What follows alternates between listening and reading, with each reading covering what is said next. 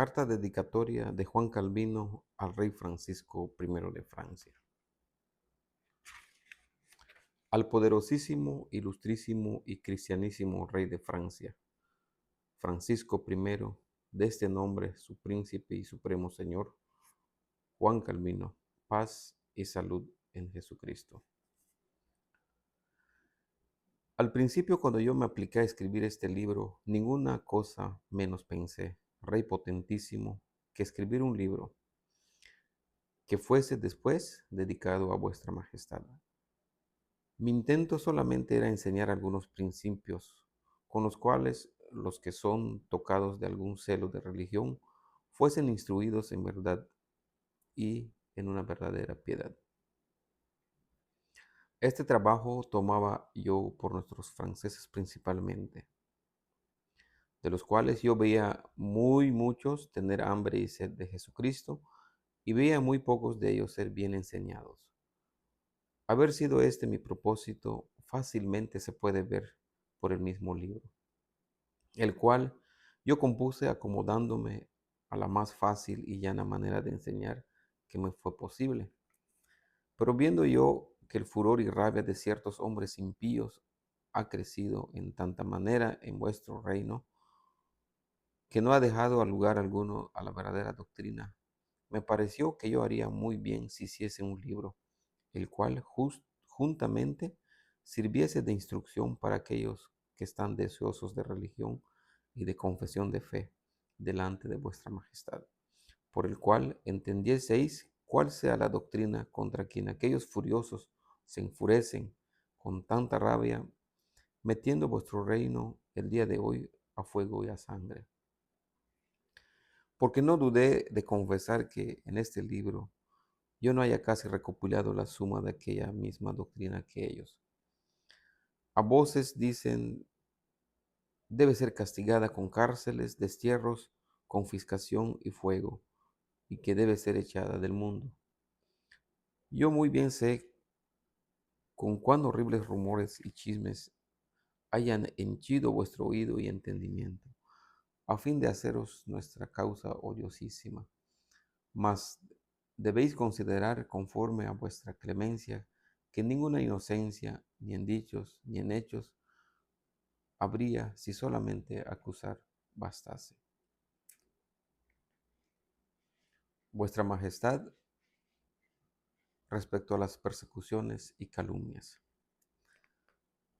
Ciertamente, si alguno por poner en odio esta doctrina de la cual yo pretendo daros cuenta y razón, arguyese ser ella mucho tiempo, ha ya condenado por común consentimiento de todos los estados, y que muy muchas sentencias se han dado contra ella, este tal ninguna cosa diría, sino que ella, en parte, ha sido violentamente abatida por la conjuración y potencia de los adversarios, y en parte maliciosamente oprimida con mentiras, engaños y calumnias. Fuerza es que se le hace cuando cruelísimas sentencias, sin ser su causa oída, son contra ella pronunciadas, y engaño es que ella, sin causa, sea notada de sediciosa y malhechora, a fin de que ninguno piense que nosotros nos quejamos sin razón. Vuestra Majestad, Francisco I de Francia, misma puede ser testigo con cuántas falsas calumnias ella sea cada día infamada delante de vos. Conviene a saber que ella no pretende otra cosa sino que todos los reinos y repúblicas sean arruinadas, la paz sea turbada, las leyes abrogadas, los señoríos y posesiones destruidas, y en conclusión, que en todo haya confusión. Con todo esto, vuestra Majestad aún no oye la mínima parte, porque entre el vulgo se ha sembrado en contra de ella cosas monstruosas, las cuales, si fuese verdad, con muy justa razón todo el mundo la podría juzgar, a ella y a sus autores, dignos de 1000 fuegos y horcas. ¿Quién se maravillará ahora de que ella sea de tal manera aborrecida de todo el mundo, pues que se da crédito a tan malditas acusaciones. He aquí por qué todos los estados de común acuerdo han conspirado a condenar así a nosotros como a nuestra doctrina. Los que son constituidos por jueces, siendo transportados por esta pasión, pronuncian por sentencia lo que ellos se hayan ya forjado en su casa y piensan que han cumplido muy bien con su oficio.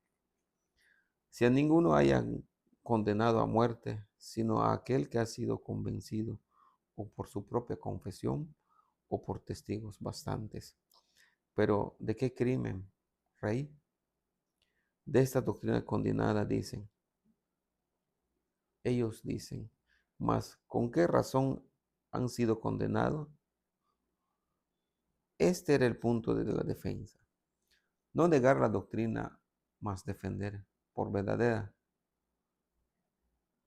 Este punto de la defensa es este. No negar la doctrina, mas defenderla porque es verdadera. Aquí se quita la libertad de abrir la boca.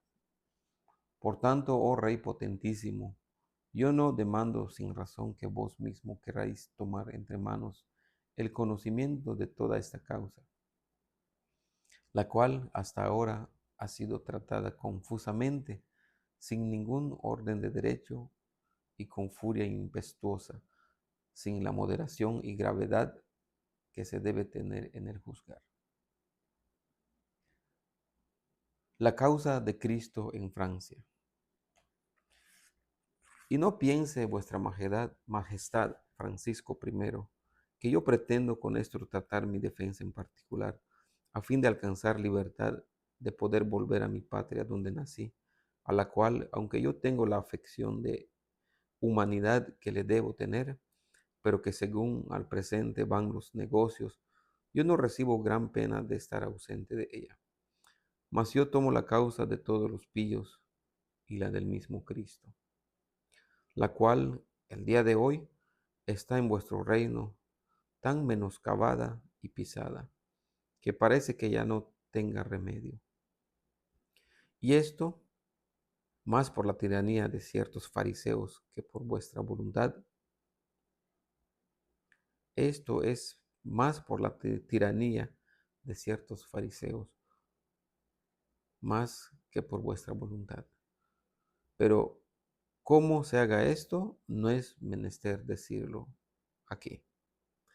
Sea como fuere, esto es cierto, que ella está grandemente afligida, porque tanto han podido los adversarios que la verdad de Cristo, ya que no es destruida ni desechada, a lo menos está como cosa de ningún valor, echada al rincón, escondida y sepultada.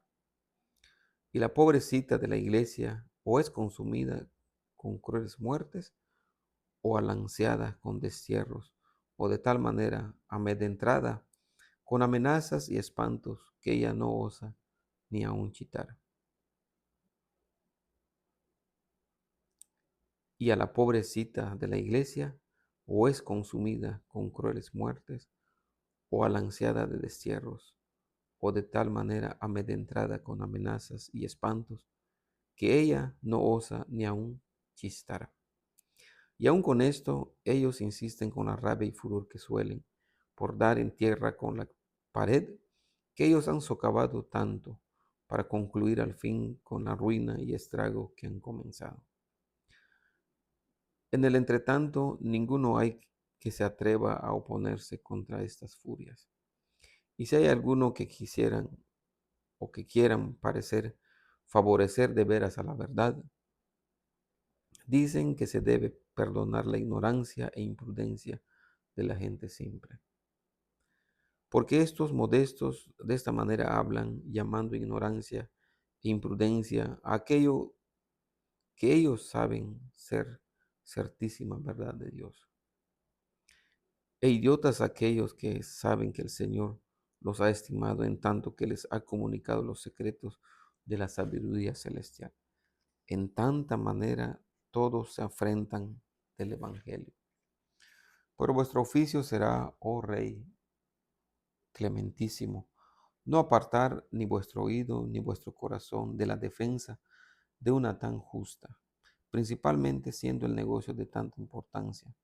Conviene a saber cómo la gloria de Dios será mantenida sobre la tierra, cómo la verdad de Dios retendrá su dignidad, cómo el reino de Cristo permanecerá en su perfección y ser. Cosa es esta, cierto, digna de vuestra atención, digna de vuestra judicatura, digna de vuestro trono real. Porque el pensar esto hace a uno verdadero rey, si él reconoce ser verdadero ministro de Dios en el gobierno de su reino, y por el contrario, aquel que no reina para este fin de servir a la gloria de Dios, es tal, no es rey. Este tal no es rey, sino salteador. Y engañase cualquiera que espera larga prosperidad en reino que no es regido con el cetro de Dios, quiero decir con su santa palabra. Porque el pensar esto hace a un verdadero rey. Si él reconoce ser verdadero ministro de Dios en el gobierno de su reino. Y por el contrario, aquel que no reina para este fin de servir a la gloria de Dios, este tal no es rey, sino salteador. Y engañase cualquiera que espera larga prosperidad en reino que no es regido con el cetro de Dios. El reino debe ser regido con el cetro de Dios. Quiero decir con su palabra, con su santa palabra. El cetro de Dios para un reino es la santa palabra de Dios. Porque el oráculo divino no puede mentir, por el cual está anunciado que el pueblo será disipado cuando la profecía faltare. Proverbios 29:18. Y no os debéis desdeñar de hacer esto por nuestra bajeza. Nosotros entendemos muy bien cuán pobres y hombres seamos. Conviene a saber delante de Dios, miserables pecadores, y delante de los hombres, menospreciadísimos, basura si os place, y estiércol del mundo, y aun cosa más vil se puede nombrar. De suerte que ninguna cosa nos resta de que podemos gloriar delante de Dios, sino su sola misericordia, por la cual, sin ningún mérito nuestro, nosotros somos salvos. Ni entre los hombres nos queda sino nuestra impotencia, la cual manifestarla o confesarla de cualquier modo es entre los hombres grandísima vergüenza y menoscabo. Mas con todo esto, es menester que nuestra doctrina esté en más alto lugar que toda honra del mundo, y que permanezca invencible sobre todo poder que haya, porque no es nuestra, sino del Dios viviente y de su Cristo, al cual el Padre ha constituido por Rey, para que se enseñoree desde el mar hasta el mar, y desde los ríos hasta los fines de la tierra. Y de tal manera se enseñoree que hiriendo toda la tierra con sola la vara de su boca,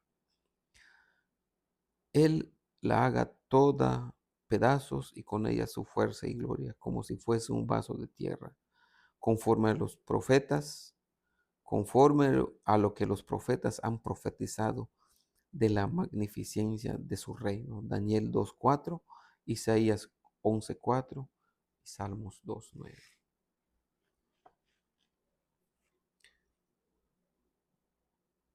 Rey Francisco I de Francia. Júzguese la doctrina por la palabra de Dios. Juan Calvino. Continúa. Es verdad que nuestros adversarios contradicen, dándonos en cara con que nosotros interpretamos falsamente la palabra de Dios, de la cual somos falsarios malignísimos, como ellos afirman. Pero vuestra majestad, conforme a su prudencia, podrá juzgar leyendo nuestra confesión. Cuán falsa sea esta acusación y cuán llena, no solamente de una calumnia maliciosa, mas aún de una grande desvergüenza. Aquí también será bueno decir alguna cosa, la cual os abra algún camino para leerla. Cuando el apóstol San Pablo quiso en Romanos 12:6, que toda profecía se conformase con la analogía o proporción de la fe, él puso una ciertísima regla y nivel con que se reglase la interpretación de la Escritura. Sí, pues, si pues nuestra doctrina se examinase con esta regla de fe, nuestra es la victoria. Porque ¿qué cosa cuadra mejor y más propiamente con la fe? Que reconocemos a nosotros mismos desnudos de toda virtud para ser vestidos de Dios, vacíos de todo bien para ser henchidos de Él.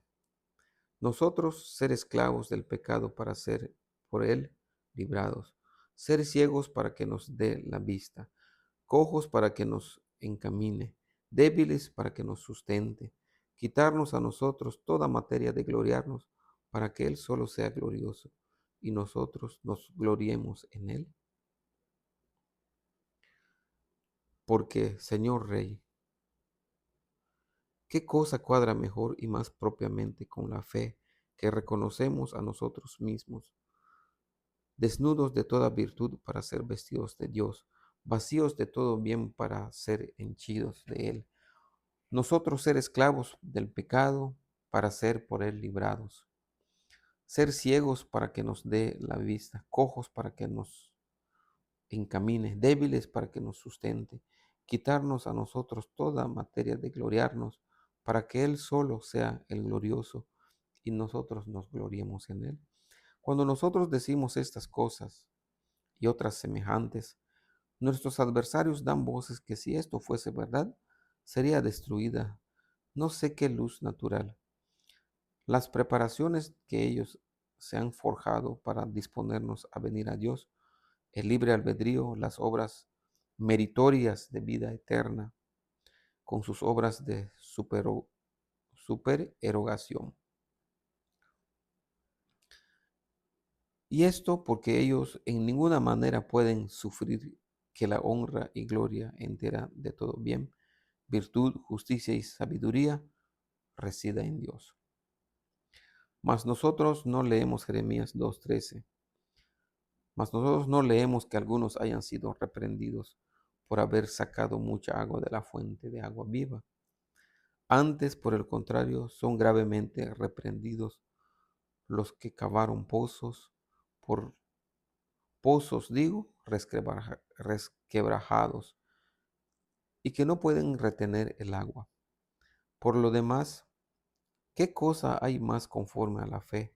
Que el hombre tenga a Dios por Padre benigno y favorable, cuando entiende que Jesucristo es su hermano y amparo, que espere seguramente todo bien y prosperidad de Dios, cuyo amor infinito se ha extendido tanto para nosotros, que a su propio Hijo no perdonó, más antes lo entregó por nosotros para reposar con una cierta esperanza de salud y vida eterna.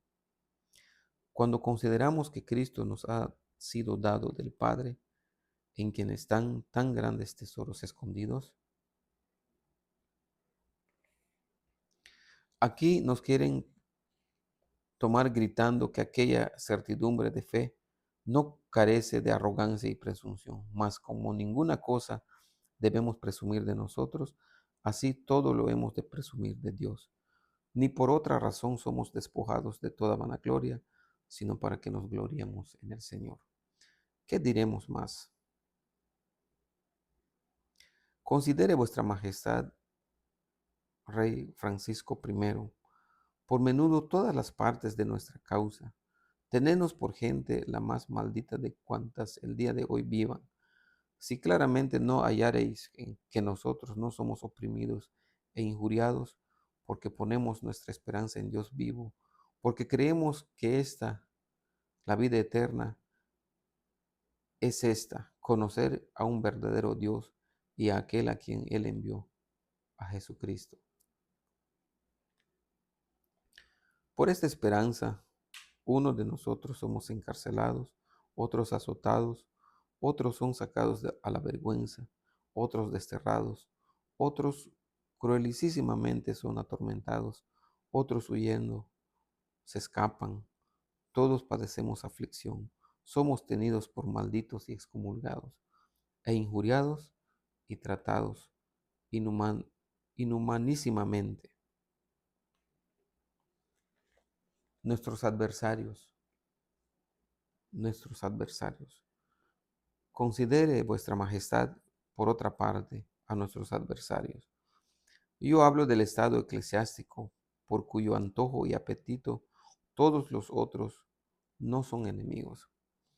Y advertid juntamente conmigo la pasión que los mueve. Ellos fácilmente permiten a sí mismos y a los demás ignorar, menospreciar, no hacer caso a la verdad, ni a la verdadera religión que nos es enseñada en la Santa Escritura. Y debería valer entre nosotros, y piensan no hacer mucho al caso, que es lo que crea y no crea cada cual de Dios y de Jesucristo, con tal que, con fe implícita, que quiere decir intrincada y revuelta, sujete su entendimiento a la determinación de la Iglesia. Ni tampoco hacen mucho caso si acontezca que la gloria de Dios sea profanada con manifiestas blasfemias. ¿Por qué, pues, nuestros adversarios con tanto furor y violencia batallan por la misa, purgatorio, peregrinaciones y otros semejantes desatinos, de tal manera que ellos niegan poder existir la verdadera piedad? Si todas estas cosas no son tenidas y creídas por la más explícita fe, por hablar así, aunque ninguna cosa de ella pueda probar por la palabra de Dios, ¿por qué sino por cuanto su Dios es el vientre y su religión es la cocina, la cual cosas quitadas no solamente ellos piensan no ser cristianos, mas ni aun hombres? Porque aunque algunos de ellos se tratan delicadamente, con grande abundancia, y otros viven royendo mendrugos de pan, todos, empero, viven de una misma olla, la cual sin tales ayudas no solamente se enfriaría, mas aún se helaría del todo. Por esto, vuestra majestad, cualquiera de ellos, cuanto es más solícito por el vientre, tanto es más celador y fortísimo defensor de su fe. Finalmente, todos ellos, desde el mayor hasta el menor, en esto concuerdan, o en conservar su reino o su vientre lleno.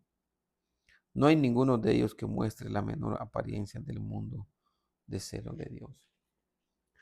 Y con todo esto, no cesan de calumniar nuestra doctrina y acusarla e infamarla por todas las vías posibles para hacerla odiosa y sospechosa. Llámala nueva y de poco tiempo acá imaginada. Dan en cara que es dudosa e incierta. Demandan con qué milagros haya sido confirmada. Preguntan si sea lícito que ella esté en pie contra el consentimiento de tantos padres antiguos y contra la antigua costumbre. Ellos insisten en que confesemos que es cismática, pues hace la guerra a la iglesia, o que digamos que la iglesia ha estado muerta tantos años, en los cuales nunca se oyó la doctrina. Finalmente dicen nuestros adversarios que que no es menester muchas pruebas, porque por los frutos se puede conocer cuál ella sea. Pues, ¿qué ha producido de sí una tanta gran multitud de sectas, tantas revueltas y tumultos, y una licencia para un sinfreno de pecar? Sí, cierto, ello les es bien fácil entre la gente necia, y que es fácil creer, mofarse de la causa desamparada y sola.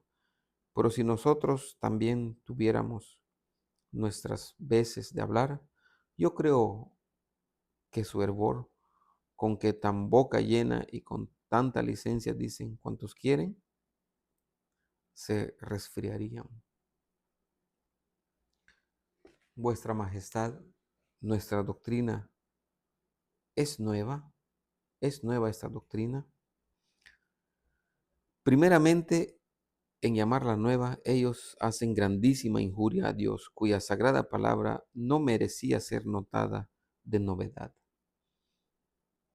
Cierto, yo en ninguna manera dudo que ser ella nueva a aquellos a quienes Cristo es nuevo y su evangelio nuevo, mas aquellos que saben ser aquel sermón de San Pablo antiguo en Romanos 4:25, Jesucristo ser muerto por nuestros pecados, ser resucitado para nuestra justificación, no hallarán cosa nueva en nosotros.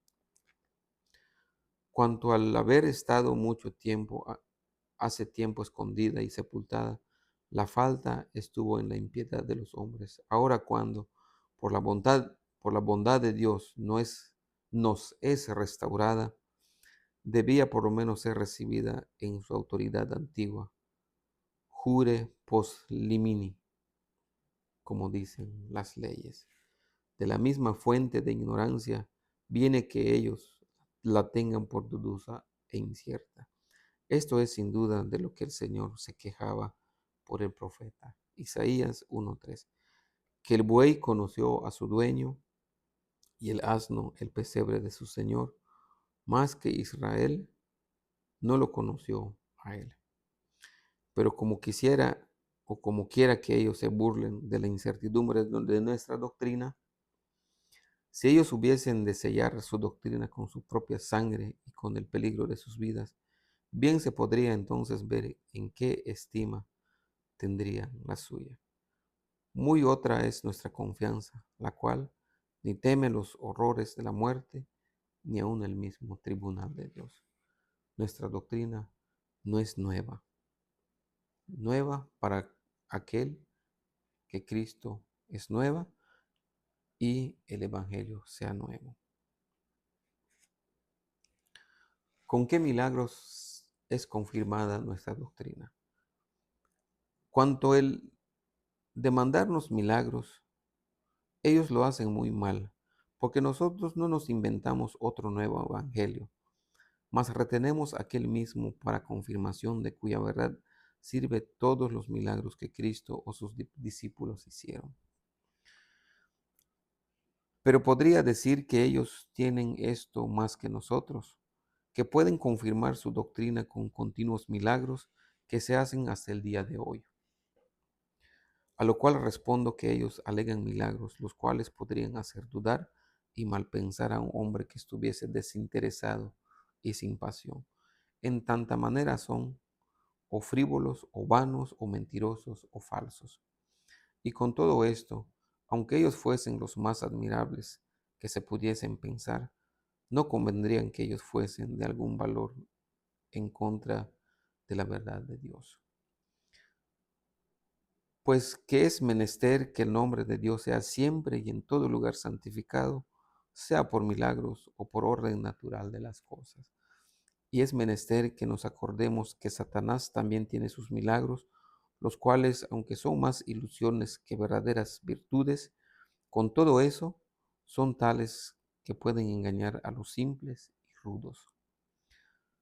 Los nigromáticos y encantadores han sido siempre muy afamados por sus milagros. La idolatría de los gentiles ha sido sustentada con milagros maravillosos, los cuales con todo esto no nos son suficientes para aprobar la superstición de los nigromáticos, los nigrománticos, ni de los idólatras.